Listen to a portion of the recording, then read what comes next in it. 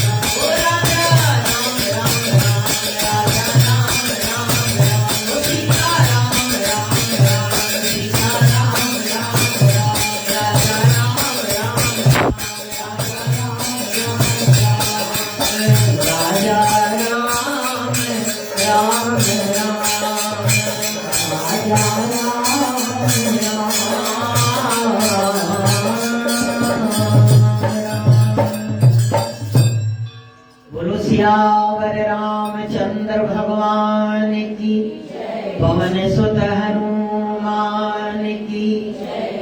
श्रद्धेय उपस्थित सज्जन वृंद, हमारी माताओं तथा बहनों, हम सभी लोग अयोध्या भगवान श्री राघवेंद्र की प्राण प्रतिष्ठा के महोत्सव उत्सव के अंतर्गत प्रभु श्री राघवेंद्र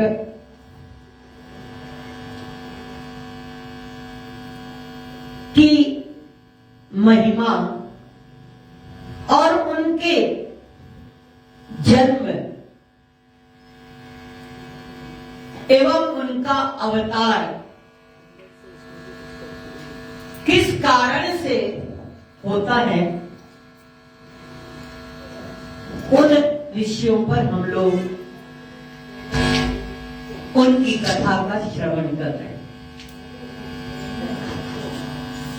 माता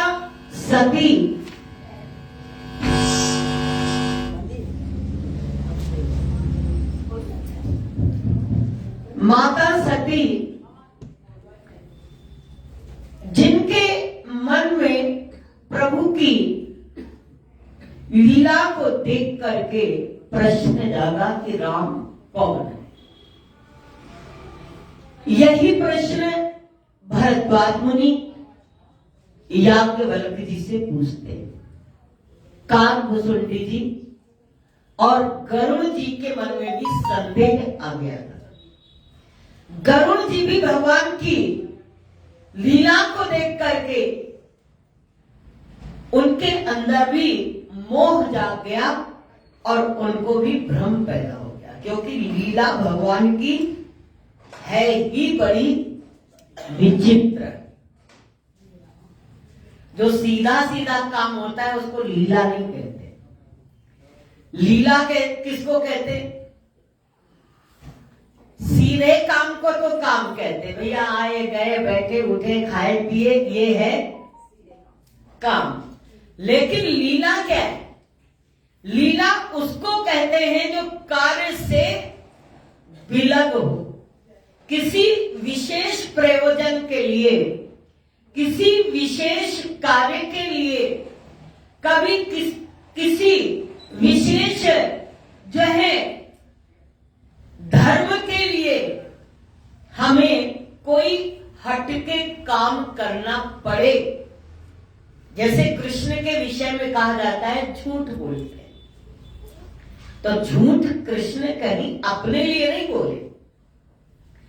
उनके विषय में कहा गया कि 16,108 विवाह करें, तो भगवान कृष्ण कोई भोग के लिए उन्होंने विवाह नहीं किया कि पत्नियों को लेके भगवान बैठे।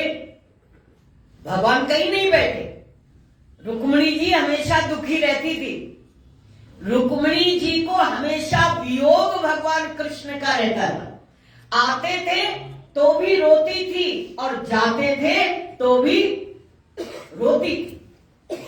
आते थे तो इसलिए आए हैं, चले जाएंगे, चले जाएंगे।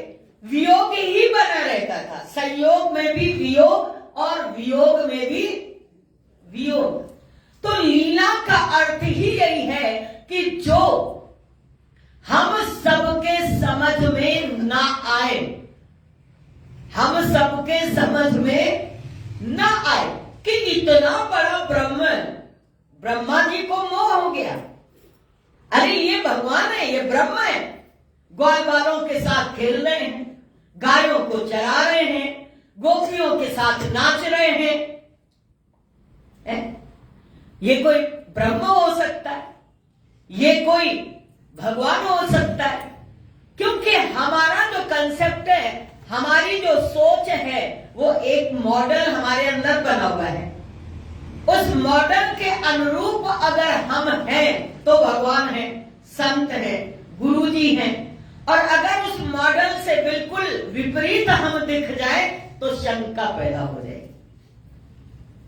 मंदिर में दिखेंगे तो गुरुजी, अरे भाई गुरुजी बहुत अच्छे, और पिक्चर हॉल में दिख जाए तो कभी हम पिक्चर हॉल में टकरा जाएं तो क्या होगा? क्या होगा? लगता है गुरुजी भी थोड़ा ठीक ठाक मामला नहीं है, हैं? देखो पिक्चर हॉल में गुरुजी बैठे। तो भ्रम कहां है? जब हमारे कंसेप्ट और हमारे धारणाओं से कोई चीज अलग होती है, उसको कहते हैं लीला। रही पिक्चर की बात, तो हम अपने गुरुजी के साथ भी पिक्चर देखने में ये भी लीला बताते हैं। हम अपने गुरुजी के साथ, हमारी ये भजनों के कैसेट की रिकॉर्डिंग हुई थी। हमें ये उसमें रहे 19 साल के, शायद 18-19 के।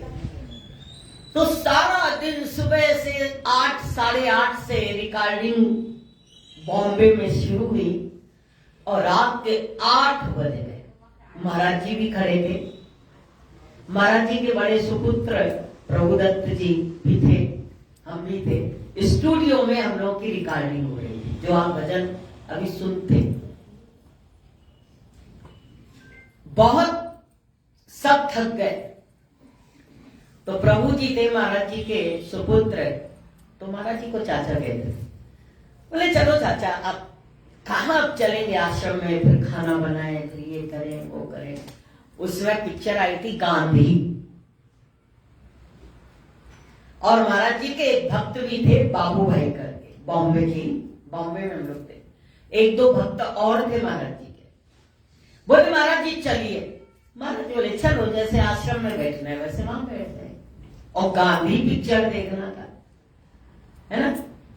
तो हम लोग, महाराज जी हम लोग को ले गए हाल में, और गांधी पिक्चर थिएटर में देखी। लेकिन ना उन भक्त को भ्रम, ना हमारे अंदर कोई सवाल। एक बार महाराज जी ने कुछ कह दिया तो मूर्ख हो, बेवकूफ हो। तो एक व्यक्ति हमारे साथ और था, जो महाराज जी अभी भी हैं, वो दीदी, हमने कहा क्या हुआ? महाराज जी भी गाली देते हैं क्या? है? महाराज जी ने गाली दिया, अच्छा नहीं, महाराज जी है गाली दिया, अच्छा नहीं। हमने कहा तुमको तो नहीं दी ना, तुमको तो नहीं दी। नहीं आपको दी। हम कहा तो हमको दी ना, हमको तो बुरा नहीं लगा। हम तो अपना भाग्य समझ रहे हैं कि हमारे महाराज जी ने हमको इतना अपना समझा है, हमको इतना अपना समझा, इतना अधिकार हम पर उन्होंने माना कि हमें कुछ कह दिया। तुम्हें तो नहीं कहा ना, क्योंकि तुम उनकी अपनी हो ही नहीं। जो अपना होगा उसी को कहा जाएगा, जो अपना नहीं है उसको तो चाय पिलाओ, बिस्किट पिलाओ, पकौड़ा खिलाओ, और प्रेम से उसको घर में विदा कर दो कि भैया आया है, इसको कुछ बुरा न लगे। ये तो कहीं कहीं कभी कभी किसी के साथ ऐसा रिश्ता बनता है जिसमें अधिकार होता है, जिसमें प्यार होता है, जिसमें स्नेह होता है, और रिश्ता उसी का नाम होता है। रिश्ता उसी का नाम होता है। रिश्ता उसको नहीं कहते जिसमें रिस्पेक्ट हो, आदर हो, वो भी एक रिश्ता है। लेकिन जो घनिष्ठ रिश्ता बोला जाता है, भगवान कृष्ण को सबसे प्रिय कौन था? बताइए, हैं? क्या? सुदामा? नहीं, नहीं, नहीं, नहीं। सबसे प्रिय भगवान को कौन था? शिशुपाल। वाह वाह वाह।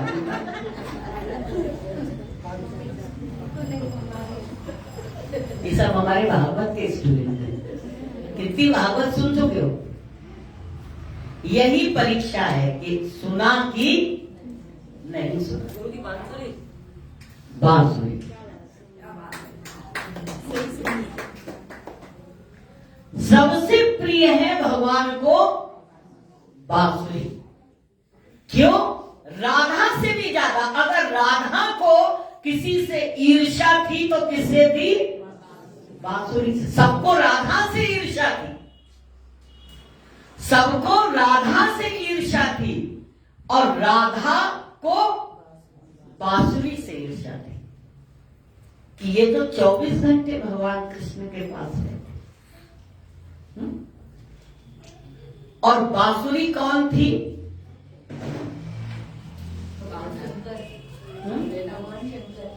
नहीं, ये भी गलत, ये भी गलत। बांसुरी से इतना स्नेह, पूर्ण समर्पण था बांसुरी का। चाहे तो नीचे बिठा ले, चाहे तो ओठों से लगा ले, चाहे तो चरणों में रख दे, चाहे तो पास में बिठाने रख ले, जैसे चाहे, जो राग चाहे वो बजा दे। जब जो चाहे बांसुरी से प्रभु वो कार्य कर लेते। इसको कहते हैं भक्त, इसको कहते हैं समर्पण, इसको कहते हैं अनन्य प्रेम। है कि जहां मेरा कुछ भी नहीं है, जो कुछ है वो सब उसकी इच्छा ही मेरी इच्छा है। उसकी इच्छा ही मेरी इच्छा है, मेरी कोई इच्छा नहीं है। अगर मेरी कोई भी इच्छा है तो हम दो हैं, और जो इच्छा उनकी वही मेरी, तो वहां पर एक है। तो ऐसी लीला भगवान करते हैं, और ऐसे भ्रम कई बार कईयों के मन में आ जाते हैं, लेकिन भ्रम का निवारण होना आवश्यक है। ज्ञान के द्वारा, कथा के द्वारा हम लोगों का जो भ्रम होता है वह हम ज्ञान में उसका हल नहीं करते। हम अक्सर आस पड़ोसियों से उसका हल करते हैं। मूर्ख से अगर कोई सवाल करोगे तो 10 प्रश्न वो आपके आगे और पैदा कर देगा। जो नहीं भी होगा आपके अंदर वो भी कह देगा, अरे हाँ तुमने तो ये सोचा, हम भी यही सोच रहे थे, तुम्हारे साथ तो ऐसा हुआ, हमारे साथ भी। इसलिए ज्ञानी से सवाल करो। कभी भी सामान्य व्यक्ति से अपने भ्रम को कभी मत कहना, नहीं तो वो आपकी और 1-2 सीढ़ी नीचे उतार देगा। पहले ही आप नीचे उतरे और उसकी बातें सुन के और नीचे उतर जाना। नीचे उतरना बहुत आसान है, लेकिन ऊपर चढ़ना बहुत मुश्किल है। बहुत अच्छा कहा है, यह प्रेम पंथ ऐसा ही है जिस पर सब कोई चल न सके।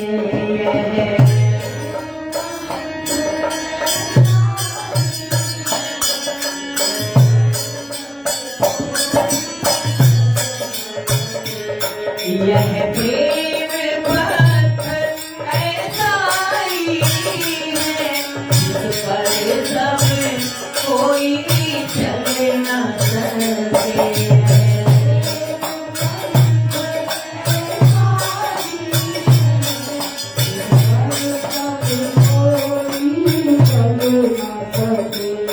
कितने ही चले थके फिसले, कितने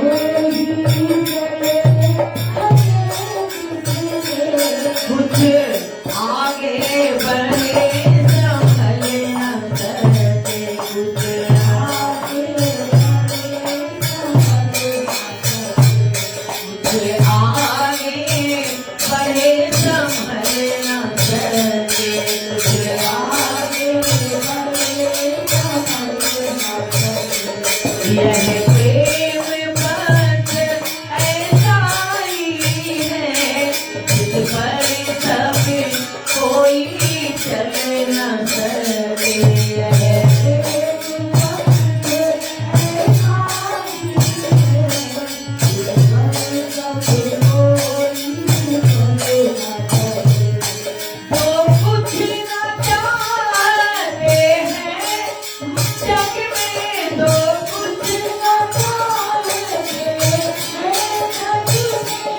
जो कुछ ना चाहते हैं जग में, जो कुछ ना चाहते हैं जग में, वो कहीं ना रुकते हैं मग में,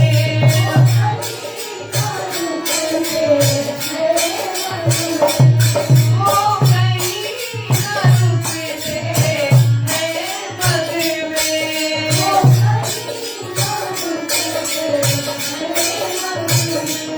है सुंदर साथी प्रीत वही है,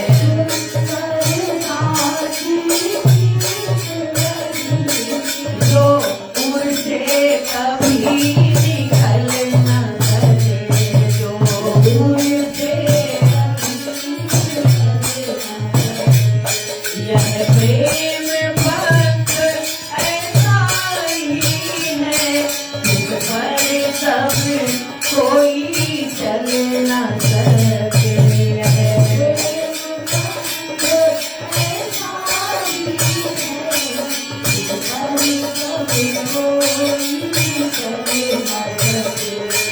वो प्रेमी ही अधिकारी है, वो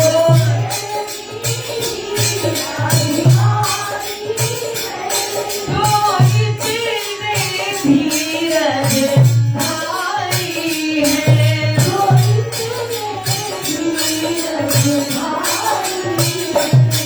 चाहे कितना ही दुख आ जाए, चाहे कितना ही दुख आ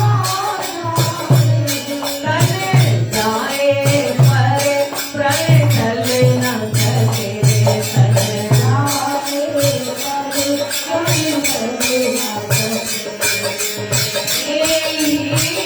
चले थके जितने कुछ आगे बड़े संभल न सके, कुछ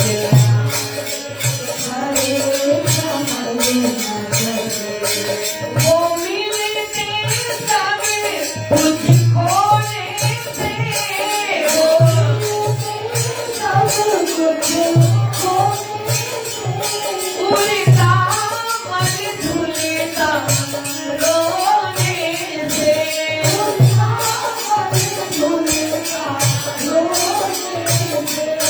वो प्रीतम का प्रेमी कैसा, वो प्रीतम का प्रेमी कैसा, जो विरह अगन में जल न सके, जो विरह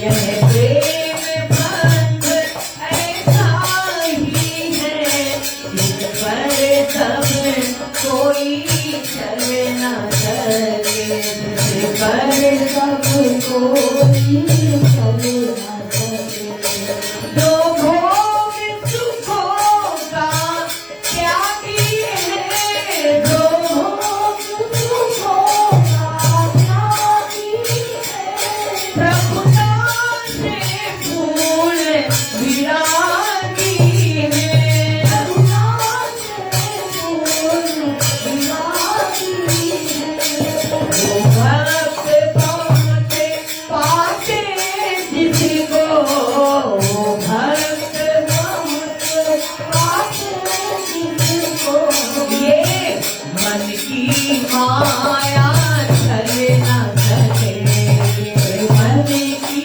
माया चल न सके,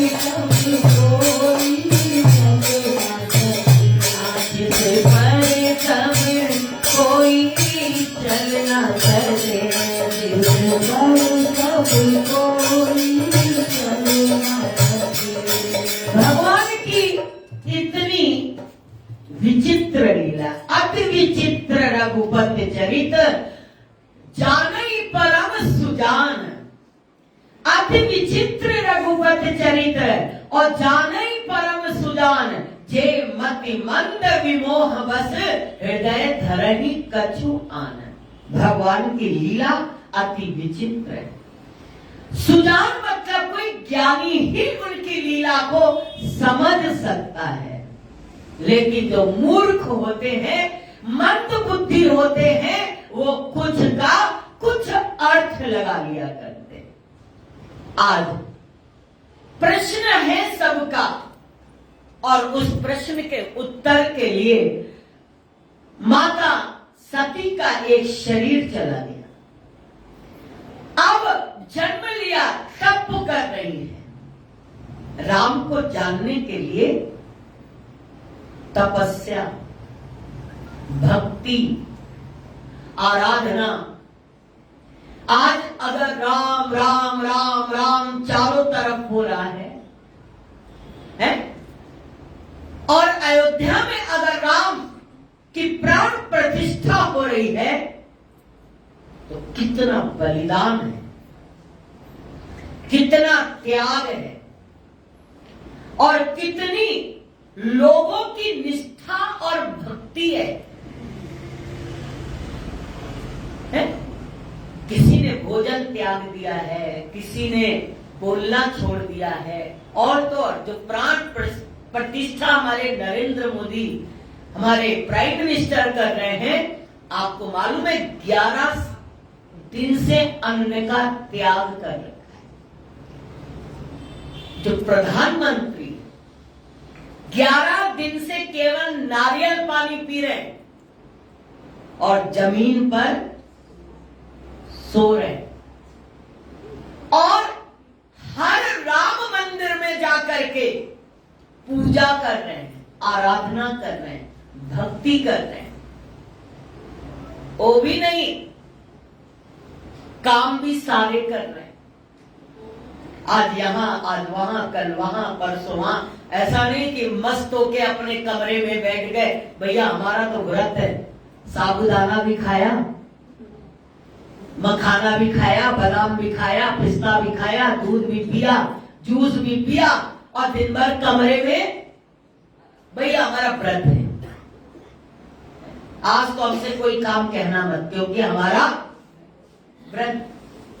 संयम जीवन में, त्याग जीवन में, तप जीवन में, निष्ठा जीवन में, भक्ति जीवन में। आज कह रहे हैं कि अमेरिका जब गए तो उनके आगे सारे व्यंजन रखे गए नवरात्रि के समय पर। नवरात्रि में केवल नींबू का पानी पीते रहे। हम लोग सोचते हैं एक टाइम का खाना नहीं खाएंगे तो मर जाएंगे, कमजोरी आ जाएगी। खा के भी तो कमजोर हो रहे हैं, बलवान तो हो नहीं रहे। 4 टाइम खा के हम कमजोर हो गए कि हम ताकतवर हो गए?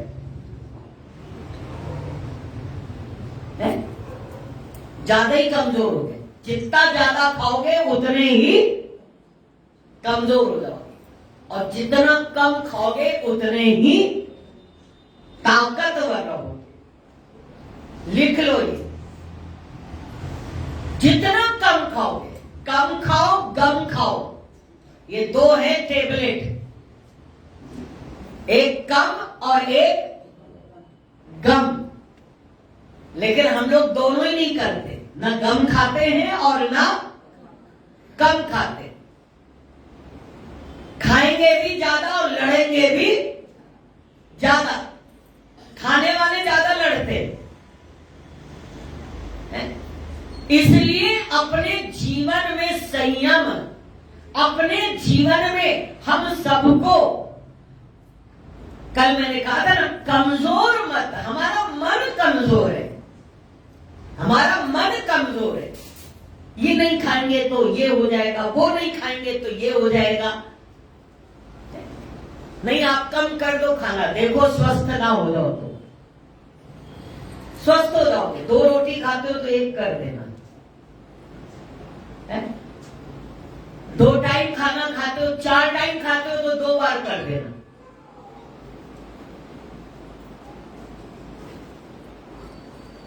स्वस्थ हो जाओ। निश्चित है संयमित और कम से कम हल्के से हल्का भोजन। हमारी चंद्रा आंटी बैठी, हमने कहा सब छोड़ दो। सबको हम कहते हैं, उनके बगल में ही बैठे उनको भी कहते हैं,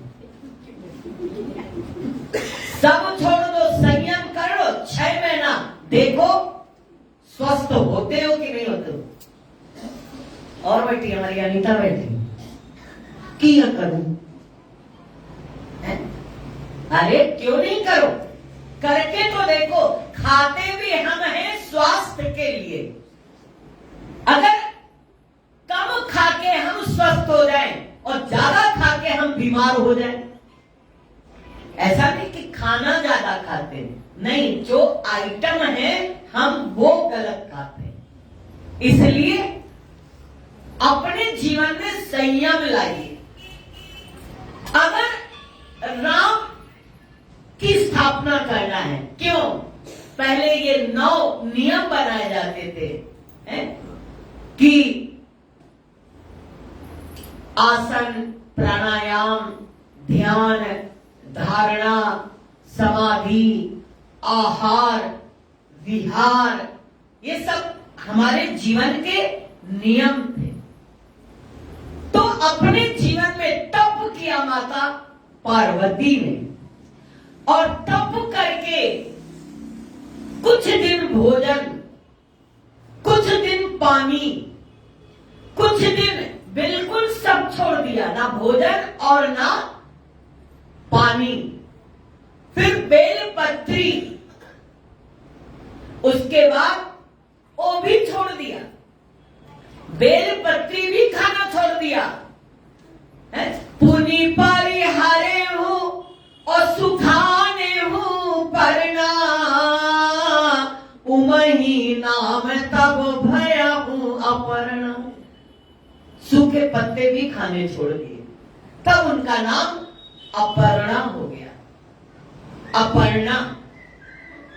तब उनके कठिन तप को देख करके दिव्य आकाशवाणी हुई कि हे मां, आपने इतना कठिन तप किया है, भया हूं मनोरथ सफल तब, सुनी गिरिराज कुमारी, परिहर दुसह कलेश सब, अब मिली है त्रिपुरारी। अब तुम इस कठिन तपस्या को बंद कर दो और भगवान शिव की आराधना करो, तुम्हें अवश्य जो है भगवान शंकर की प्राप्ति हुई। और सप्तऋषि जब आएंगे तुम्हारे पास, तब तुम समझ लेना कि उनके आशीर्वाद से तुम्हारा हर कार्य सिद्ध हो जाएगा। अब तपस्या को छोड़ के शंकर का ध्यान करो, उनकी आराधना करो, उनके नाम जप करो। इधर माता सती, माता पार्वती भोलेनाथ का ध्यान कर रही हैं, और उधर भगवान भोलेनाथ, जब से माता सती ने शरीर का त्याग किया है, तब से वो निरंतर भगवान श्री राम के ध्यान में और अखंड समाधि में बैठ गए। निरंतर श्री राम का नाम जप करते रहते हैं, उन्हीं का निरंतर ध्यान करते रहते हैं। उसी समय बैठे हुए थे अपने ध्यान में और राम राम का ध्यान कर रहे थे, जप कर रहे थे। तो उसी समय प्रगटे राम कृतज्ञ कृपाला, प्रगटे राम रूपशील निधि तेज विशाला,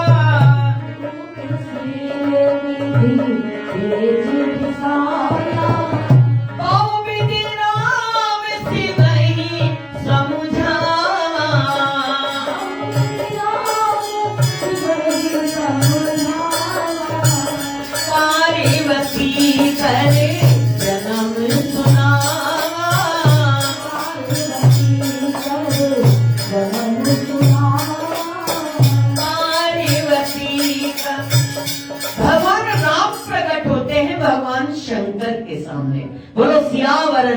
रामचंद्र भगवान की और प्रकट होकर के कहते हैं, क्या बात है, आपके जैसा धर्मवान, आप जैसा जो है व्रतशील, आप जैसा कठोर अपनी मर्यादाओं का निर्वाह करने वाला ना हुआ है ना होगा।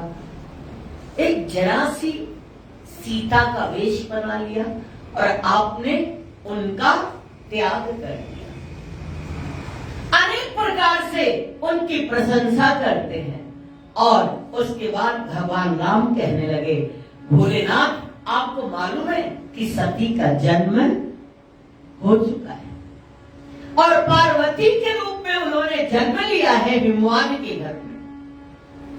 बोले तो मैं आपसे एक प्रार्थना करने आया हूं। क्या प्रार्थना है प्रभु? आप प्रार्थना ना करें, आप मुझे आज्ञा दे, मुझे आज्ञा दे। अब विनती मम सुनाऊं शिव, जो मो पर निज में है। आपसे मैं एक विनती कर रहा हूं, अगर आप मुझसे स्नेह करते हैं, मुझसे प्रेम करते हैं तो जाहि विवाह सैल जही, ये मोई मांगे देहूं। जा करके आप पार्वती से विवाह कर ले, मैं आपसे ये मांग रहा हूं और आपसे विनती कर रहा हूं। भोले बाबा कहते हैं कि जो आपकी आज्ञा, मैं आपकी बात को अस्वीकार नहीं कर सकता, मैं आपकी बात को स्वीकार करना चाहता हूं, करता हूं। और कहते भोले बाबा, सिर धरी आयसु करिए तुम्हारा, सिर धरी आयसु करिए तुम्हारा, सिर धरी आयसु करिए तुम्हारा, सिर धरी आयसु करिए तुम्हारा। अरे परम धर्म यह नाथ हमारा, परम धर्म यह नाथ हमारा। मातु पिता गुरु प्रभु के वाणी, मातु पिता गुरु प्रभु के वाणी। अरे विनही विचार करे शुभ जानी,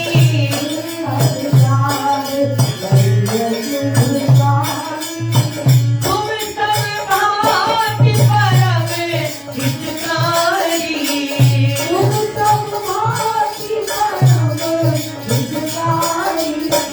आज्ञा सिर पर नाथ तुम्हारी,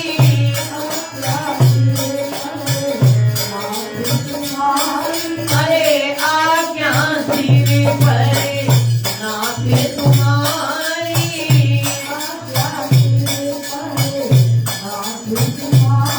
हे प्रभु, मैं आपकी बात को अपने सिर पर धारण करता हूं, सिर पर धारण करता हूं। ये मेरा ये परम धर्म है, क्योंकि माता पिता गुरु की वाणी को, उनके वचनों को बिना कुछ सोचे समझे उस पर कोई विचार नहीं करना चाहिए। कई कहते हैं सोच के बताएंगे, क्या तुम्हारी सोच उनसे भी आगे जो तुम सोच के बताओगे? हम भी थोड़ा सोच लें फिर आपको बताते हैं। आज यहां कहते नहीं, बिना विचारे मात पिता गुरु इनकी वाणी पर कोई विचार ना करिए, क्योंकि ये कभी भी हमारा अहित नहीं करेंगे। तुम सब भांति परम हितकारी, आज्ञा सिर पर नाथ तुम्हारी। आपकी बात को मैं सिर पर धारण कर रहा हूं और आपकी आज्ञा को स्वीकार कर रहा हूं। तब राम जी को अभी भी शंका हुई। क्या शंका हुई? ये कह रहे सिर धरी, और सिर में तो इनके गंगा जी बहती, ऐसा ना हो हम इधर जाएं और उधर हमारी बात ही भूल जाए, गंगा जी बह रही सिर पर है और इनको याद ही ना रहे, और बेचारी वहां वो तपस्या कर रही। तब कहने लगे प्रभु तो से हूँ सुनी शंकर, प्रभु तो से हूँ सुनी शंकर वचना, प्रभु तो से हूँ सुनी शंकर वचना। अरे भक्ति विवेक धर्म धुत रचना, भक्ति विवेक धर्म धुत रचना। कहा प्रभु हमारे तुम्हें बने रहे हूँ, प्रभु हमारे तुम्हारे बन रहे हूँ। अब उड़ राखे हूँ जो हम कहे हूँ, अब उड़ राखे हूँ जो हम कहे हूँ। कहने लगे देखो प्रभु, आपके वचनों को सुन करके मुझे बड़ा संतोष हुआ कि आपने मेरी बात मान ली, लेकिन आपने कहा सिर पर मैं आपकी आज्ञा को रख रहा हूं, तो सिर पर न रखिए, क्योंकि सिर में गंगा जी है और कहीं बह गई मेरी बात तो वहां तो सब कुछ खत्म हो जाएगा, इसलिए सर पे मेरी बात ना रखिए। तो बोले कहाँ रखियो? अब उर राखे हूं। उर किसको कहते हैं? हृदय को। अब जो मैं कह रहा हूं वो अपने हृदय में रखो। अगर हृदय में रखोगे तो आप अवश्य उसको पूरा कर लोगे।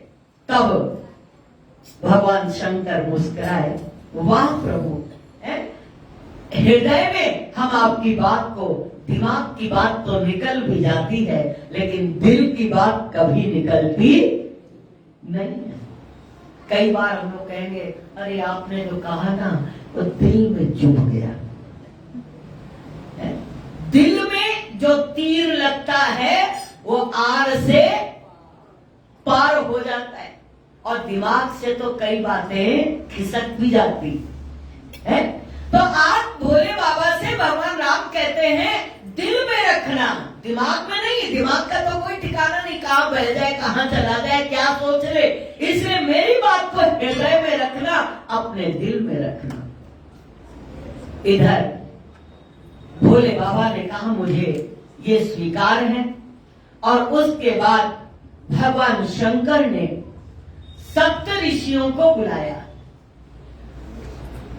और सप्त ऋषियों को पार्वती के प्रेम की परीक्षा लेने के लिए भेजा।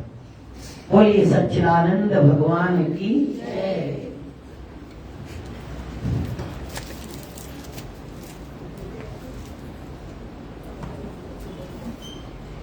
भाई ये हमारे स्कूल को आज अवार्ड मिला है, हमारे स्वामी जी को, स्वामी कृष्ण प्रेम जी, वो तो आज अयोध्या में है और ये अवार्ड हम समझ रहे हैं ये 40 अवार्ड मिल चुके हैं स्कूल को।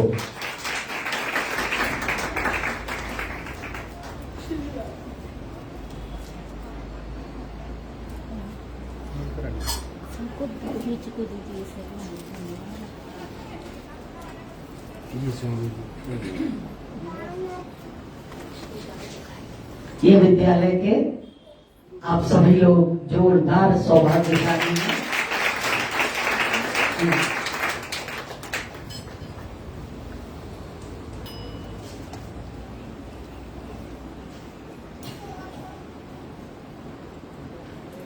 सप्त ऋषियों से जाकर के कहा कि जाओ और जाकर के पार्वती के प्रेम की परीक्षा लो।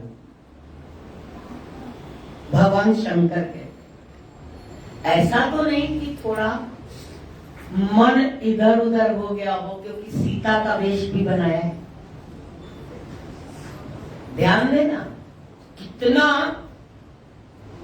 प्रेम का धागा बहुत सूक्ष्म होता है, बहुत बहुत सूक्ष्म होता है। अगर जरा भी आपका मन कहीं चला गया और अगर उसको मालूम हो जाता है तो प्रेम में दरार आ जाती। अच्छा, हमसे भी करते हो, वहां भी जाते हो, वहां भी जाते हो, वहां भी जाते हो, बस फर्क पड़ जाएगा। 1 से 2 में आ गए, फर्क हो जाएगा। आपसे भी ऐसा नहीं, आपसे नहीं है, आपको तो मानते ही है, लेकिन वहां भी मानते हैं। गई बात, तुम्हारा नंबर फर्स्ट नंबर पे नहीं रहोगे। एक ये है कि जीना यहां, मरना यहां है, और तुम्हें छोड़ के अब जाना था। एक ये है और एक वो है कि नहीं है तो आप भी हमारे सब कुछ, लेकिन वहां भी चले गए थे, वहां भी चले गए थे, वहां भी चले गए थे। मालूम है इसका परिणाम क्या होता है? अच्छा गया होगा वहां, खा के आएगा, 9 मामा का भांजा भूखा का भूखा है। वो चिंतन में गहराई नहीं रहेगी, वो आपके प्रति उनका मन पूर्णतया नहीं होगा। इसलिए एक इष्ट, एक गुरु, एक माला, एक आसन, एक पुस्तक, हमेशा अपनी सिद्धि, एक मंत्र। पता लगा थोड़ा ये जपा, थोड़ा वो जपा, थोड़ा ये कर लिया, थोड़ा वो कर लिया, तो ना इधर के ना उधर।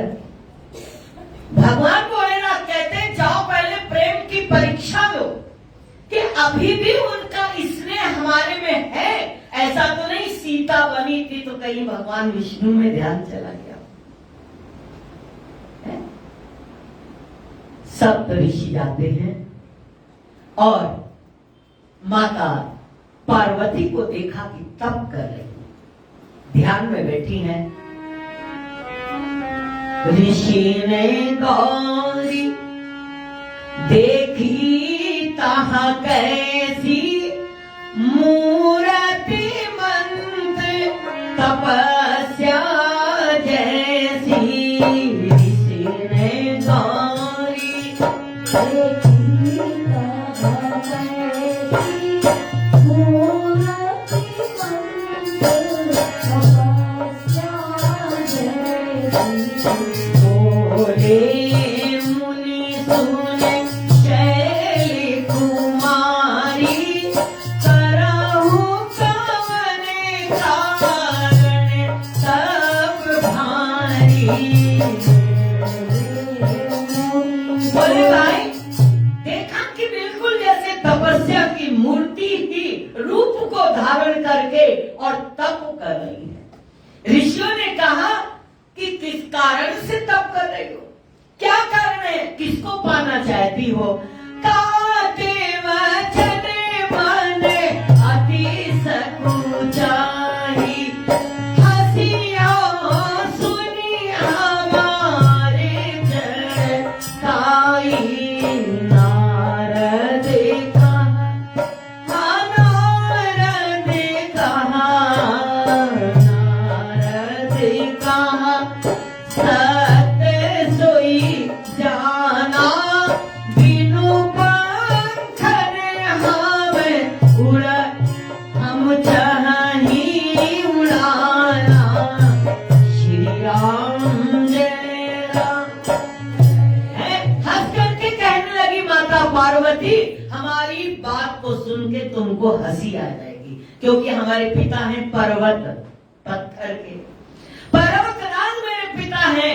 आप कहोगे तुम भी जड़ की संतान हो तो तुम्हारी भी बुद्धि जड़ है, लेकिन मैं सत्य बताऊं तो मैं अपने गुरु नारद जी की बात पर विश्वास करके बिना पंखों के उड़ना चाहती हूं।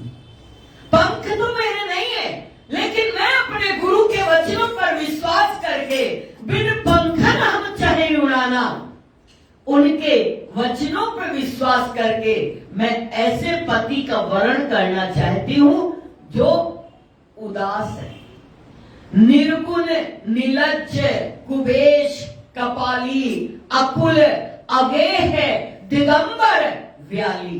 तो निर्गुण है, निर्लज्ज है, वेश भी सुंदर नहीं है, मुंडों की माला अपने जिनका कोई घर भी नहीं है, नग्न रहते हैं, दिगंबर हैं, व्याल सर्पों और अजगरों का हार पहने रहते हैं, ऐसे जिनका कोई भी कुल खानदान, अब सोचिए, ना कुल खानदान है, ना घर और मकान है, ना तन में कोई कपड़ा है, ना कोई गुण है कि भैया बिजनेस बहुत अच्छा चल रहा है, कुछ भी नहीं है, निर्गुण है और निर्लज्ज है, जहां बम बम बोले मस्ती में रहते, आनंद में रहते हैं, ऐसे को मैं अपना पति बनाना चाहता हूं, ऐसे को हम अपना पति बनाना चाहती हैं। और जब उन्होंने सुना तो सप्त ऋषियों ने कहा, किसके पीछे तुम पड़ गई? वो बोले ना, अरे उसका तो ये हाल है जब से सती ने शरीर का त्याग किया है, अब सुख सोवत सोच नहीं भीख मांगे भव खाही। अब तो जब से सती का शरीर त्याग हो गया है तब से मस्त होके सोता है, उसको कोई चिंता नहीं है। अब सुख सोवत सोच नहीं भीख मांगे भव खाही, सहज एकाकिन के भवन कबों की नारी खटाई। उसको अब कोई सोच नहीं है, कोई चिंता नहीं है, मस्ती से खाता है और कहीं भी कुछ भीख मिल जाती है, भिक्षा मिल जाती है, खा लेता है, राम राम जपता है। बताओ ऐसे कि घर में कोई नारी टिकेगी? कोई स्त्री ऐसे घर में रहेगी जहाँ खाना भी ना हो, वस्त्र भी ना हो, घर भी ना हो, परिवार भी ना हो, खानदान भी ना हो, भीख मांग करके कहीं से खाना खा लेता है? ऐसे पुरुष के साथ कौन सी स्त्री जाएगी शादी करने? भड़काया, है ना? कहा तुम अगर चाहो तो मैं तुम्हें एक उपाय बताता हूं। बोले क्या उपाय है? बोले उपाय ये है कि तुम तो भगवान विष्णु के साथ शादी करो, क्योंकि भगवान विष्णु सुंदर है, मुकुट पहने, कौस्तुभ मणि धारण किए हुए, गले में हार है, पीतांबर है, वैकुंठ का लोक है, सब चीजें हैं। तुम कहां इस पागल के पीछे पड़ गई, इसके साथ शादी करोगी? पार्वती कहने लगी, एक बात ध्यान से सुन लो सप्तऋषियों, जन्म कोटि लगी रगरे हमारी, जन्म अरे बराऊ संपूर्णता रहूं कुंवारी। अगर मैं वरण करूंगी तो भगवान शंकर का, विवाह करूंगी तो भगवान शंकर के साथ, नहीं तो कुंवारी रहूंगी, विवाह नहीं करूंगी। और ध्यान से सुन लो एक बात, बोले क्या? महादेव अवगुण भवन, अरे विष्णु सकल गुण खान।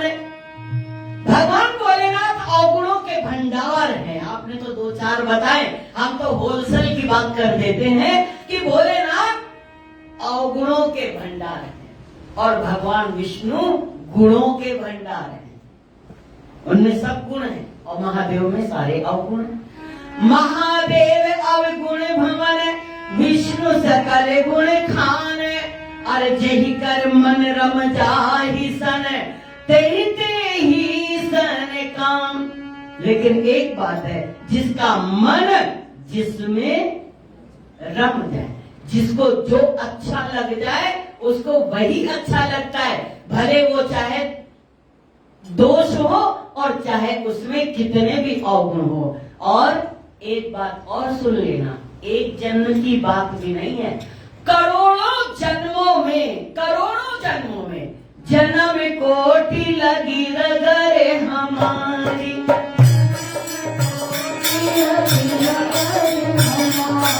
अरे जन्म कोटि लगी रगरे हमारी,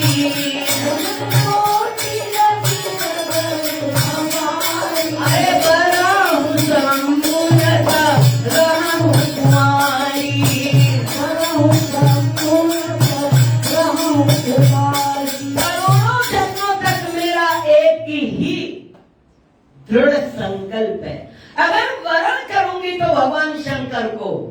करूंगी तो भगवान शंकर के साथ, और नहीं तो कुंवारी रहूंगी। और एक बात सुन लो, आप कह रहे हो नारद जी, तो नारद जी ऐसे हैं, गुरु के वचन प्रतीत न देहि,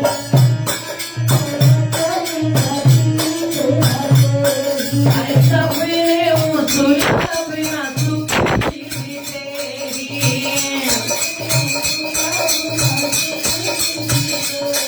अरे जो तुम्हें मिले तेरो प्रथम मुनीसा,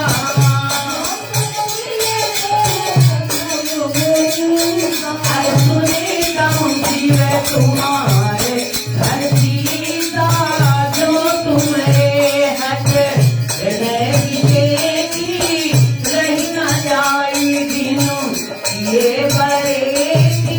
जाइए जाइए सब ऋषियों, गुरु के वचन पर जिसको विश्वास नहीं है वो स्वप्न में भी सुख और सिद्धि को प्राप्त नहीं कर सकता है।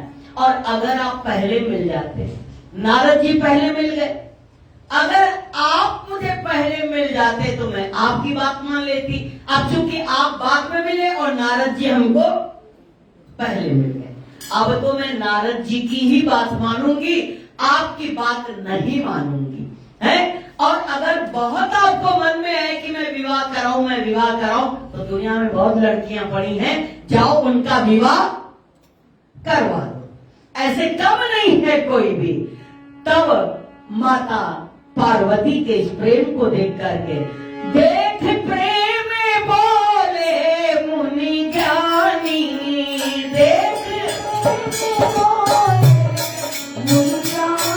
अरे जय जय जय, अरे जय जय जय जगदम्बिके भवानी, जय जय जय बोले बाप रे बाप। उनकी निष्ठा और उनके प्रेम को देख करके सारे कहते हैं जय हो जय हो जय हो, बोलो माँ जगदम्बे की जय, माँ जगदम्बे की जय, माँ जगदम्बे की जय। ये है प्रेम, जो कितना भी हिलाए, कितना भी भड़काए, कितना भी उससे सुंदर किसी व्यक्ति को दिखाए, लेकिन हमारी निष्ठा जहां है, हमारा प्रेम जहां है, हमारा विश्वास जहां है, वो डगमगाने वाला नहीं। ऋषि मुनि भी जय जयकार करते हैं। और उसी समय तारकासुर नाम का असुर हुआ और सारे देवताओं ने उन्हें मारने का प्रयास किया, नहीं मरा, क्योंकि तारक असुर ने ये वरदान मांगा था कि भोलेनाथ के पुत्र से हमारी मृत्यु हो। और भोलेनाथ तो इधर विरक्त होके बैठे हैं। तब सारे देवताओं ने मिलकर के जाकर के भगवान से प्रार्थना की, विष्णु से, अब आप कोई उपाय करो कि भगवान शंकर शादी करें, उनसे बेटा हो, जिससे तारक असुर का। ये भगवान लोग की शादी केवल किस लिए करते थे? शादी का भी कोई कारण होता है, ऐसा नहीं शादी कर ली तो आप बर्बादी से निकलना ही नहीं। शादी इसलिए नहीं होती थी, पहले के लोग ब्रह्मचारी, फिर गृहस्थ, फिर वानप्रस्थ, फिर सन्यास। अब तो एक गद्दी पर बैठ गए, कुर्सी पर तो हिलने के लिए तैयार, बस हम यहीं बैठे रहे, हिलाना डुलाना नहीं हमको, है। सन्यास, अरे कहाँ सन्यास ले सकते, अरे हम लोग कहाँ सन्यासी हुए, अरे तुम मनुष्य नहीं होगे तो सन्यासी होगा कौन? कुत्ता बिल्ली होंगे सन्यासी, है? अब सन्यासी नहीं बनते हो, इसलिए घर वाले बूढ़े आश्रम में छोड़ के आते, वृद्ध आश्रम में छोड़ के आते। और अगर सन्यास ले लोगे तो वृद्ध आश्रम जाने की जरूरत नहीं है। जहां बहू बेटा घर में आ जाए, तुम तो अपना ज्यादा टाइम मंदिर में रहो, सेवा करो, प्रसाद खाओ, जाप करो, भजन करो।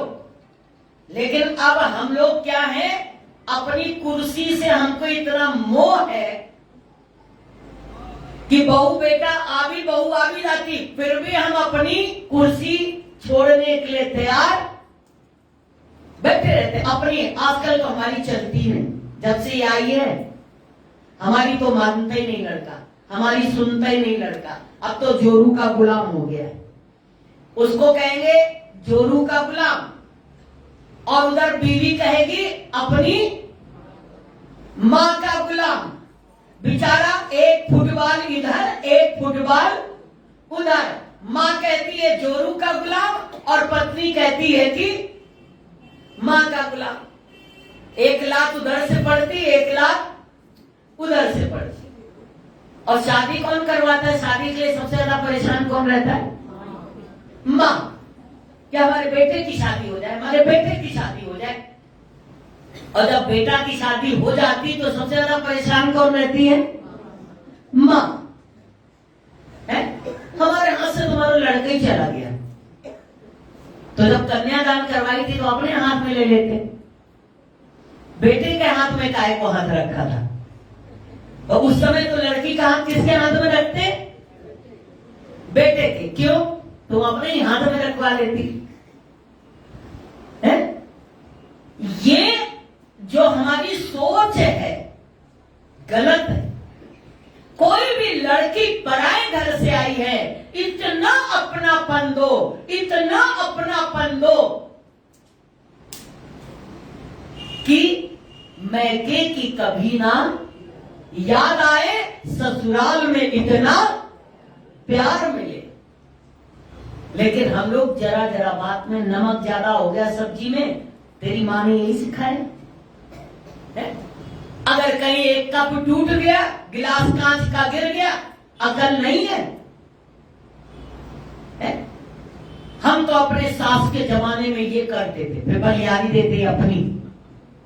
अरे तुमने ठीक है, जो तुमने सहा वो तुम आगे वालों को न सहने दो, उनको सुख दो। हमने जो तपस्या की अपने जीवन में, हमने जो अपने जीवन में तप किया, घर छोड़ करके आए और आश्रम में जो जीवन हमने बिताया, हमने अपने चेलों को नहीं करवाया। क्यों नहीं करवाया? सबको ठाट से रखे। हम तो 2 ड्रेस में रहते थे और प्रेस लोटे से करते थे। प्रेस नहीं होता था कि बिजली का बिल आएगा। 2 सेट हमारे पास थे, एक धोते थे और एक पहनते थे, और दूसरे दिन सत्संग में जाते थे। रात को आके उसको धो देते थे, लोटा उससे घुमा देते थे, तकिया के नीचे रख देते थे अपने कपड़े को, और तकिया के नीचे रख करके दूसरे दिन उसी को पहनते। लेकिन हमने अपने आश्रम में रहने वालों से ये तप नहीं कराया। हम लोगों को, हम अपने घर में, परिवार में हम कोई सब्जी नहीं खाते थे, बिना रबड़ी के हमारी आंख नहीं खुलती थी। और जब आश्रम आए तो महाराज जी लौकी की सब्जी, टिंडा की सब्जी, बैगन की सब्जी, जो हमको अच्छी, आंखों से नहीं अच्छी लगती थी, और महाराज जी सीधी सीधी पूरी पूरी थाली में खाते थे, और उसके बाद पूरी थाली में थोड़ा सा बचा करके थोड़ा खाते थे, ज्यादा बचा के हमको देते थे। आज की थाली का प्रसाद भक्ति प्रिया खाएंगी, इस थाली का प्रसाद भक्ति प्रिया खाएंगी। क्यों खाएंगी? क्योंकि हमको कुछ भी अच्छा नहीं लगता, और खाते थे, खाते थे, चाहे जो कुछ भी हो। ये जीवन का एक तप है। ऐसा नहीं कि हमने बहुत उसमें अपना समय व्यतीत किया है, बहुत सुख में, नहीं, जीवन में बहुत बहुत बहुत हर चीज का, हर समय का तप किया है। और उनके अनुशासन के अंदर, महाराज जी के अपने अनुशासन से बाहर नहीं। जो वो कहेंगे वही खाएंगे, जो वो पहनाएंगे वही पहनेंगे। जहां कह देंगे उठो यहां से पहुंचो, वहां तुम्हें जाना है, हाँ ठीक है, हम ये नहीं कह सकते थे नहीं हमको यहाँ बंबई बहुत अच्छा लगता है तो हम बंबई में रहेंगे, हमें इंदौर बहुत अच्छा लगता है इंदौर में रहेंगे। सवाल ही नहीं, जहां उनकी आज्ञा उठ के चल दो। हम लोगों का जीवन ये रहा है। छोटे छोटे थे तो हमारी माता जी मन होता था इनके साथ सत्संग में जाए, मन होता था सत्संग में जाए इनके साथ, लेकिन महाराज जी की आज्ञा नहीं। कभी कभी कह देते थे अच्छा मम्मी जो कृष्णा जी लेते जाना है इनको, तो हम भगवान का नाम जपते रहते थे, हे प्रभु ट्रेन चल पड़े, नहीं तो रिक्शे से आज्ञा हो जाती थी उतर जाओ तुमको जाना नहीं, उतर जाते और कुछ बोलते नहीं थे कि मुंह बना के बैठे हैं फिर महाराज जी से रूठ के बैठे हैं, नहीं, सवाल ही नहीं। देखने में और जीवन में बहुत अंतर होता है। जो हम लोगों ने अपने जीवन को व्यतीत किया है, हमने अपने चेहरे पर कभी क्रीम नहीं लगाई। जो कपड़ा धोने वाला साबुन आता था जब हम आश्रम में आए तो उस साबुन से मुंह धोते थे और सरसों का तेल अपने मुंह में लगाते थे। बगल वाले का मुंह चमकता था तो हम कहे अपना हम कैसे चमकाए, क्योंकि हमारा भी मुंह चमके। तो एक ने हमको बताया तुम कड़वे तेल में पानी मिला लो और पानी मिला के खूब रगड़ो और उसके बाद तुम अपने मुंह में खूब रगड़ना। अब सरसों का तेल जलता भी, अब पानी मिला के जब मुंह में खूब रगड़ा तो लाल तो हो ही जाएगा, लाल तो हो ही जाएगा। जब शीशा में देखने गए तो हमारा चेहरा लाल हो गया, वाह वाह वाह, हमारा भी चेहरा गुरुप्रिया दीदी जैसा लाल हो गया, हम बहुत खुश हो गए, लेकिन नहीं मालूम कि कैसे लाल हो गए। लेकिन जो जीवन हमने जिया, हमने अपने बच्चों को 1% भी वो जीवन नहीं दिया। सब आनंद से रहो, आगे हम कहते मस्ती से रहो, आनंद से रहो। वो समय था। आज अगर मालिक की कृपा है, अनुग्रह है, लेकिन साधु बनने आए हो ये बात ध्यान रखना। तो साधु बनना है, ऐसा ना हो कि ऐसा अमूल्य जीवन केवल हमारा इन्हीं बातों में निकल जाए, इन्हीं चीजों में हमारा जीवन गुजर जाए, चूक ना जाना। हमारी तरफ से कोई कमी नहीं, ना किसी चेले को ना किसी भक्त को, लेकिन तुम उसका कितना लाभ अपने जीवन में ले पाओगे ये तुम जानो। तो आज जो है बोले भाई क्या करना है, क्या करना है। माता पार्वती से प्रेम की परीक्षा लेते हुए और तारक असुर विवाह का कोई पर्पस है, किसी अवस्था में जाके अपना सब कुछ छोड़ने की आदत डाल दो। मरना तो एक दिन पड़ेगा, तब तो छूटना ही है। अच्छा है कोई संभालने वाला आ गया, उसको दो और आराम से प्यार से दो और प्यार से अपना भजन करना शुरू कर दो। मालूम भी ना चले कि तुमने छोड़ दिया है, और छोड़ भी दिया, अंदर अंदर अपनी तैयारी करते चलो कि जाना है। अब एक ना एक दिन तो हमारी सारी चाबियां ये ले ही लेगी, चाहो तो दो और चाहे तो ऐसी ले लेगी। संन्यास जरूर लो, मनुष्य जीवन मिला है, जरूर संन्यास अपने जीवन में लीजिए। गृहस्थ में तो आ गए, देख लिया क्या संसार है, अब वानप्रस्थ में आओ और इसके बाद कईयों को हम यहां पर कहते बस छोड़ो अब सब कुछ, आश्रम में बैठो, आनंद करो, सेवा करो, भजन करो और प्रसाद ठाकुर जी का आनंद से खाओ। ये घर में गालियां खाने की जरूरत नहीं है। खाना भी देती है तो यूं करके देती है, क्यों लो? प्यार से प्रसाद लो, प्यार से प्रसाद खाओ। आज इन जिन्होंने भी शादी की है इनका पर्पस है, भोले बाबा ने कहा जाकर के उनसे सप्त ऋषियों ने कि उन्होंने बहुत तप किया है और इधर भगवान भोलेनाथ ध्यान में बैठे हैं। भगवान राम का दर्शन करके उनकी बात सुन के फिर से ध्यान में बैठ गए। जब फिर से ध्यान में बैठ गए तो ब्रह्मा जी को चिंता है कि अब इनका ध्यान कैसे टूटे। तब कामदेव को बुलाया कि जाओ और तुम इनकी समाधि को भंग करो। कामदेव कहने लगा यद्यपि है कठिन, लेकिन परोपकार के लिए, देव कार्य के लिए हम अवश्य इस कार्य को करेंगे।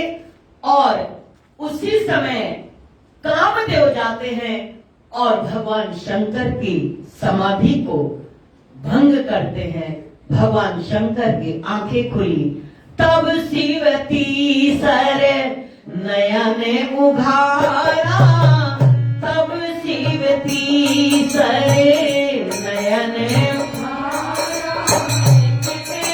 काम भयऊ जरिछारा, चितवत काम जैसे तीसरा नेत्र खोला और कामदेव जल करके राख हो गया। उसकी पत्नी रति दौड़ी दौड़ी आती है भोले बाबा के पास कि अब मैं अपने पति के बिना कैसे रहूंगी। तब भगवान भोलेनाथ ने कहा आज से तुम्हारा पति अनंग होगा, शरीर से ना रहते हुए भी रहेगा। अनंग है, हर एक के शरीर में व्यापेगा, हर एक के शरीर में व्यापेगा। और जब द्वापर युग आएगा तब भगवान कृष्ण का वो पुत्र बनेगा जिसका नाम प्रद्युम्न होगा। और उसके पश्चात तुम्हारा और उसका मिलन हो जाएगा। वही प्रद्युम्न जो कि भगवान कृष्ण बाणासुर के यहाँ पर उनका विवाह हुआ। प्रद्युम्न उनको लेकर के आए जो उनकी दासी थी और अपहरण भगवान के पुत्र रुक्मिणी के पुत्र का हो गया था। भागवत में आपने इसकी कथा सुनी है। वही फिर जन्म लेते हैं। इधर सारे लोग बड़े ही तैयार हो जाते हैं और सभी बड़ी खुशियां मनाते हैं। और उसी समय धुंदुभी बजने लगी, सभी प्रसन्नता से नाचने लगे। सुनी भी देवी पार्वती तप कीन अपार, करम साधु अब अंगीकार। सुनी देवी ने समुझी प्रभुवानी, ऐसे हुई कहाँ सुखमानी। धुंदुभी बजाई बरस सुमन जय जय सुरताई।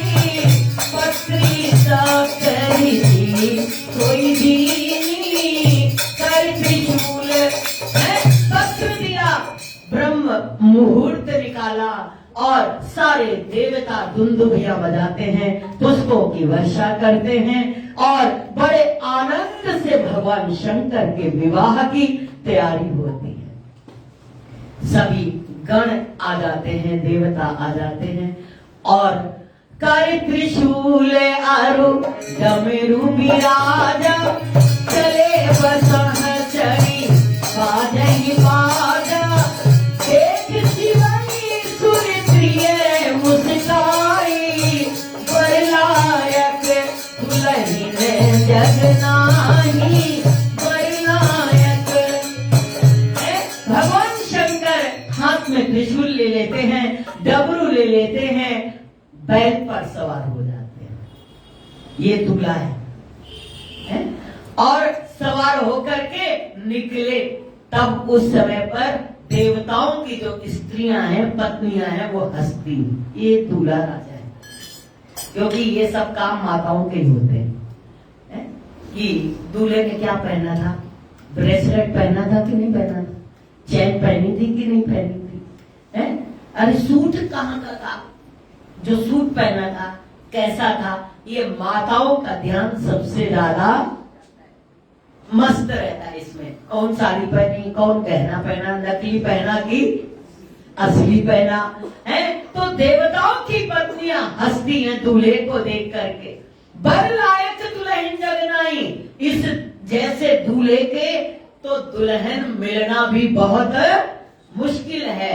और उसी समय भगवान विष्णु भी आ गए और भगवान विष्णु ने देखा बारात भोले बाबा की, तो कहते विष्णु विरंचिया चरी चरी वाहन चले बराता, सुर समाज सब भांति अनूपा, नहीं बरात दूल्हा अनुरूपा। विष्णु का हाथ बिहज तब बोली सकल दिशराज, बिलग बिलग हुई चलहु सब निज निज सहज समाज। भगवान विष्णु ने कहा भैया ये दूल्हा और हमारी बारात, क्योंकि भगवान विष्णु तो सुंदर थे हैं? बोले इनके साथ कौन जाएगा, हम तो इनके साथ जाने वाले नहीं है। और भगवान विष्णु ने क्या किया, देवताओं की बारात अलग कर ली। क्या हम जितने देवता हैं वो अलग हो जाते, अगर इनके साथ चले तो लड्डू पेड़ा क्या पानी भी कोई पूछने वाला नहीं है। अगर इनकी बारात में गए सब अपना अलग अलग हो गए, अब बेचारे भोले बाबा अकेले, दूल्हा के साथ कोई है ही नहीं। तब भगवान शंकर कहने लगे ठहरो, मैं भी अपने सारे गण मंगाता हूं। और भोले बाबा ने उसी समय एक अपना डमरू बजाया और शमशान घाट से सारे भूत प्रेत पिशाच डाकनी साकनी है और सारे लंगड़े लूले अंधे काने काने गोरे सब भागते चले आ रहे हैं। भोले बाबा बोले जिसका कोई नहीं उसका तो मैं हूं, जिसको कोई बारात में नहीं ले जाता, आज सब चलो मेरी बारात में। अगर एक भूत बारात में आ जाए आपके, बारात छोड़ के भाग जाओगे ना, बारात जाएगी, छोड़ के भाग जाओगे। भोले बाबा ने सबको बुलाला, शिव अनुशासन सुनी सब प्रभु पद जलज शीस तिन नाय, शिव अनुशासन सुनी सब आए, प्रभु पद पंकज शीस नाय, नाना वाहन नाना वेसा, बियते शिव समाज निज देखा, बियते शिव। अपनी बारात को देख के भोले बाबा खुद ही हंस रहे, क्या मेरी बारात है, तन खीन को अतिपीन पावन को अपावन गति धरे, भूषण कराल कपाल कर सब सत्य सोनित तन परे, हर स्वान सुवर सुकाल मुख गण वेश अग्नित को गने, बहु जिनक जिनस प्रेत पिशाच जोगी, जमात वर्णत नहीं बने। ऐसी बारात है, कोई दुबला कोई मोटा, कोई पवित्र कोई अपवित्र, कोई गहने पहने हैं, कोई हाथ में कपाल लिए हैं, गधे कुत्ते सियार, किसी के कई चेहरे हैं, किसी के चेहरा ही नहीं है। इस प्रकार से अनेक जो है लोग चले जा रहे हैं और नाचते गाते और एक दूसरे की खोपड़ी बजाते हैं। बड़ा सुंदर जस दूल्हा तस बनी बराता है, कौतुक होई मग जाता, बड़ा आनंद हो रहा है, बारात चली जा रही है। अब आप चलने दीजिए। अरे सजे रहे भोले बाबा निराले दूल्हे में, सजे रहे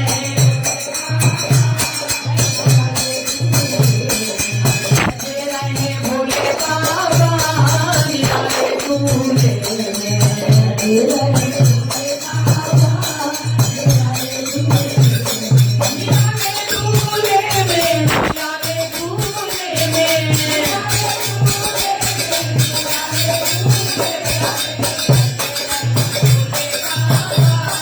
निराले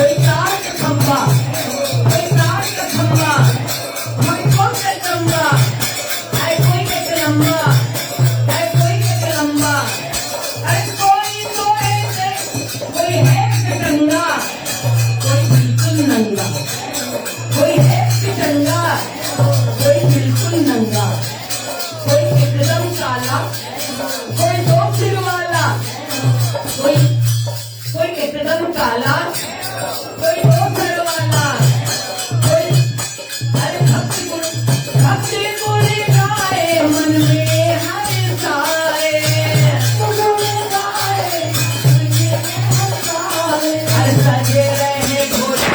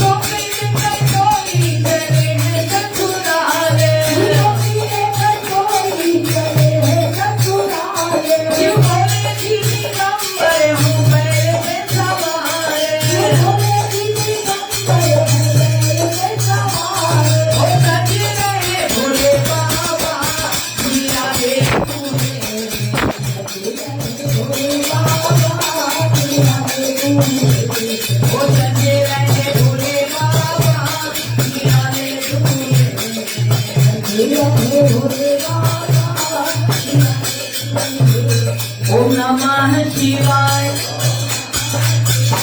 ओम नमः शिवाय, ओम नमः शिवाय, ओम नमः शिवाय, ओम नमः शिवाय, ओम नमः शिवाय, ओम नमः शिवाय, ओम नमः शिवाय।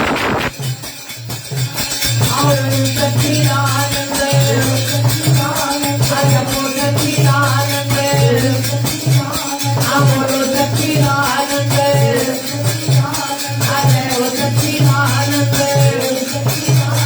ओम सच्चिदानंद, ओम सच्चिदानंद, ओम सच्चिदानंद, अजमो सच्चिदानंद,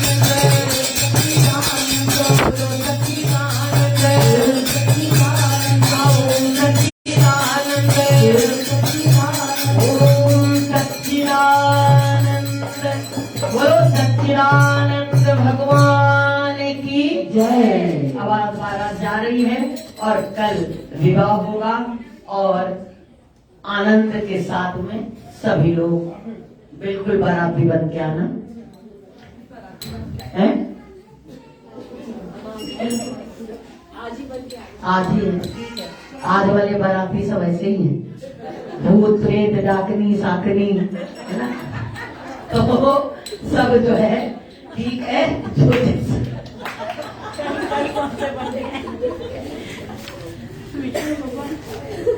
कल विष्णु भगवान और बड़े आनंद से बाकी परसों राम जन्म हम करेंगे। कल क्योंकि कथा में इतना सुख है कि हम लोग इसी में अटक गए हैं पूरे में, लेकिन फिर भी प्रयास करेंगे कि एक दिन में आपको अवतार बता करके और राम जन्म करवा देंगे। बोलिए सच्चिदानंद भगवान की जय। ओम जय जय हरे।